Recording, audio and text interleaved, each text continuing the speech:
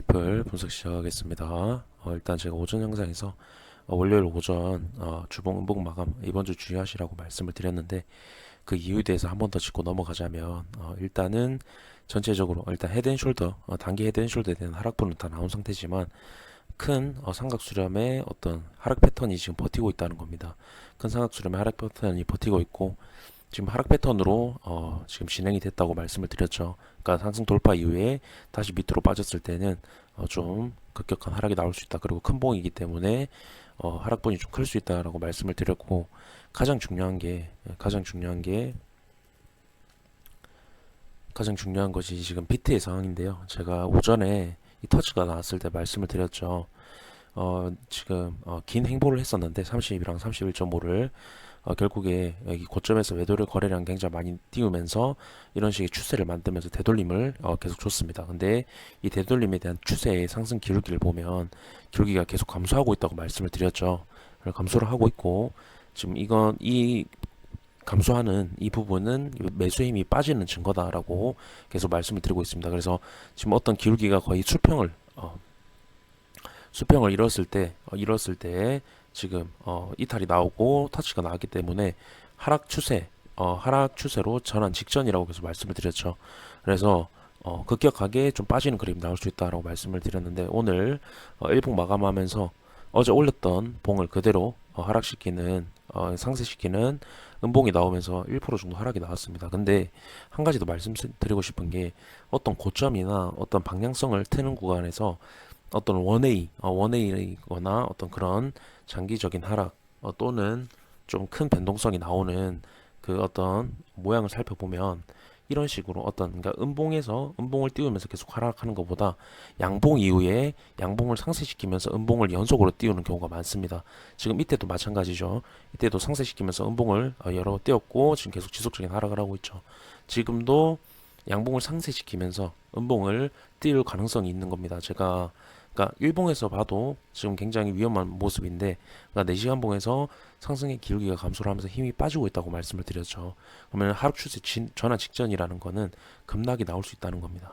근데 지금 모양 자체도 그렇고 현재 상황 자체도 그렇고 비트 상황이 매우 좋지 않다.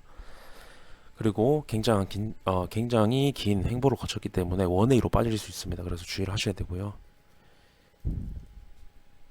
저는 원웨이로 좀 보고 있고 그래서 리플도 비트에 따라서 빠지는 그림이 그러니까 비트가 급락하면 리플도 급락하는 그림이 나오겠죠.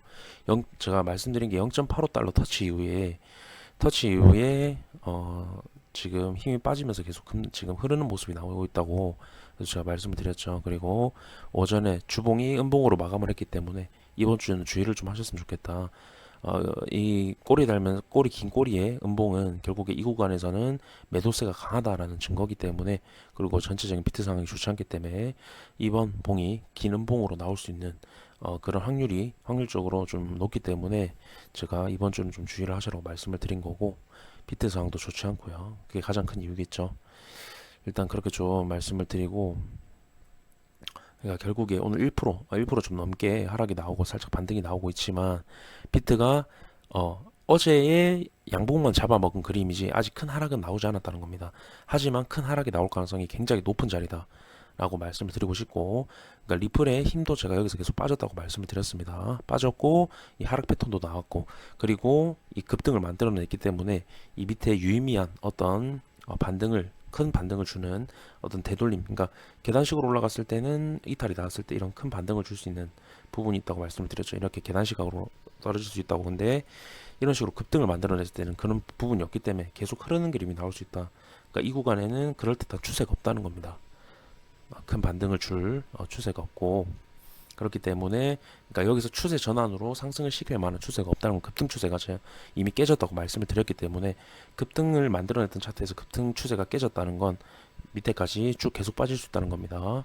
저는 그렇게 보고 있고 결국에 이 봉 자체가 저는 물량 털기 봉이라고 계속 말씀을 드리고 있습니다. 물량 털기 봉이라고 계속 말씀드리고 있고 결국에 이때 이전보다 하락률이 더 강해질 수가 있습니다. 매도세가 더 강해질 수가 있습니다. 왜냐하면 이때까지 제가 계속 말씀드렸죠. 갭을 메웠다는 건 하락을 하기 위한 힘모으기 과정이다. 그렇다는 건 이때보다 힘을 더 강하게 모았기 때문에 결국에 이런 구간들을 깰 힘이 매우 많아졌다는 겁니다. 그렇기 때문에 이전보다 하락에 대한 부분이 강해질 수 있고 제가 생각하는 중장기 300원, 장기 100원대에 오히려 플러스 요인이라는 겁니다. 이 물량털기 봉이.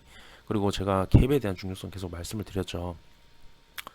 계속 이 갭을, 그러니까 여기 헤드앤숄더 갭이 있다고 말씀을 드렸는데 헤드숄더 갭을 메꾸지 않고 그대로 내려가서 이 호재로 메꾼 이후에 지금 저항을 받고 있다고 해서 말씀을 드렸는데, 갭을 메운 코인들 제가 말씀드렸죠. 스토리지, 뭐 알파쿼크, 갈라코인, 여러 가지 코인을 말씀을 드렸는데 전부 다 이 급등을 만들었던 양봉보다 밑으로 빠지는 그런 급락이 나왔다는 겁니다. 급락이 나왔고 결국에 리플도 그렇게 움직일 거다라고 계속 생각한다 말씀드렸죠. 결국에 물량털기 봉이라고. 그래서 이 갭을 메웠다는 건 하락을 하기 위한 움직임이다라고 보시는 게 맞다고 생각을 합니다. 그래서 제가 아까 비트코인에서도 어떤 음봉이 나온 이후에 추세를 만들어서 살려냈을 때 어떤 추세 이탈에 대한 어떤 그런 반등들에 대해서는 제가 힘모으기 과정이라고 계속 말씀을 드렸죠. 그래서 결국에는 비트도 힘을 모으면서 행보하다가 지금 밑으로 떨어진 모습이고, 리플도 큰 차트긴 하지만 결국에는 그렇게 움직일 것이다 라고 저는 보고 있는 입장이고요.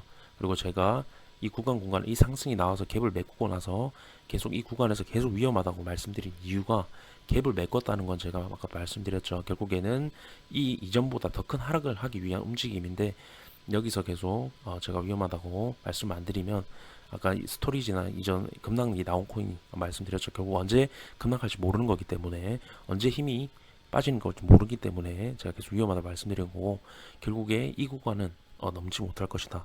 제가 네다섯 코인, 그러니까 네다섯 개의 코인을 말씀을 드렸죠.